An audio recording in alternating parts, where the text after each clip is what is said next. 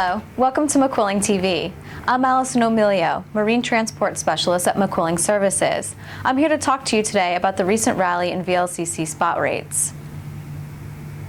From the perspective of tanker owners, particularly of larger tonnage, 2013 will not be remembered fondly. Oversupply has run rampant through the market, giving rates nowhere to go but down.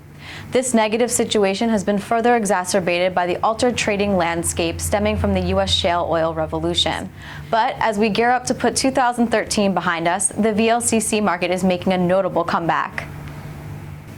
It comes with very little surprise, as a quick look back at history will show that rates tend to improve in the winter months. Traditionally, this is supported by a seasonal uptick in the production of heating fuels ahead of peak winter demand and the rush to secure business ahead of the holidays. Last year, on the route from the Arabian Gulf to the U.S. Gulf, rates climbed by 23% between the start of September and December to world scale 29.5. For cargoes moving from the Arabian Gulf to the Far East, rates climbed 29% to world scale 47. Now, more than halfway through November, not only are we seeing additional inquiry year on year, but rates have already exceeded the highs that were recorded at the end of 2012.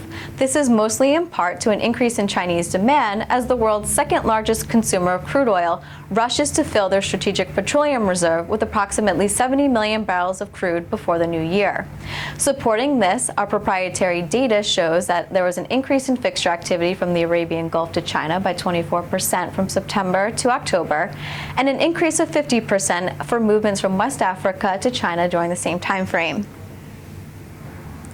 As a result, average spot rates from both the Arabian Gulf and West Africa to the east have risen 16% from September to October and are still on the rise. TCE values are the highest they've been since May 2012 and have increased to $55,000 per day for voyages from the Arabian Gulf and West Africa to the Far East. Owners are doing their part to drive this momentum by carefully monitoring tonnage availability, weather conditions, and the timing of voyages, or anything else that could fuel their demand for higher rates.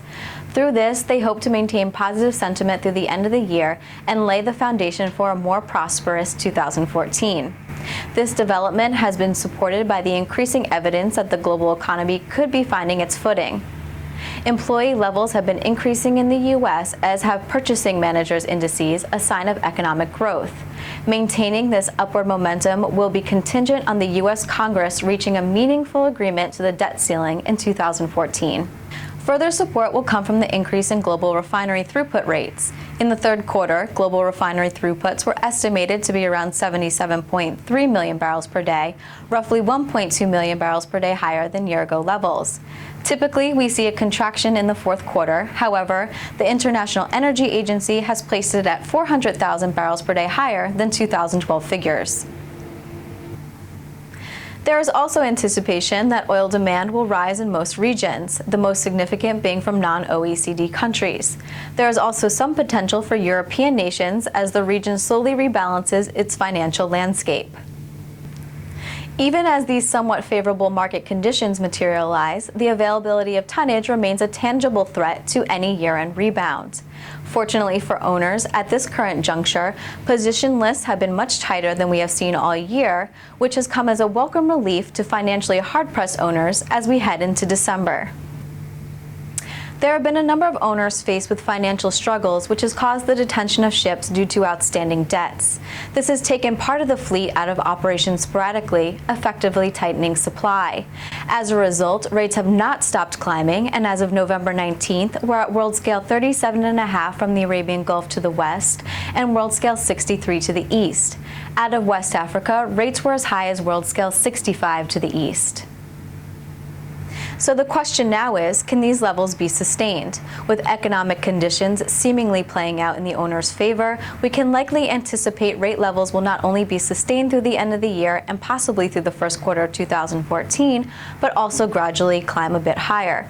Of course, this will all be dependent upon a multitude of factors. Most importantly is how quickly the Chinese can fill their SPR. We suspect the process will spill over into the first quarter of the year, which will help to support rates in the near term. Other factors to look out for is seasonal winter weather and port delays. On the flip side, rates could be negatively impacted should oil prices make a rebound before the end of the year, which would likely cause Chinese and Indian charters to pull back a bit. Furthermore, if Iran's sanctions are lifted, the market would be flooded with a 25-ship-strong NITC fleet. Nevertheless, owners seem to be determined to end the year on a positive note and start 2014 with a bang. This wraps up our second episode of McQuilling TV. I'm Allison O'Melio. Thank you for watching.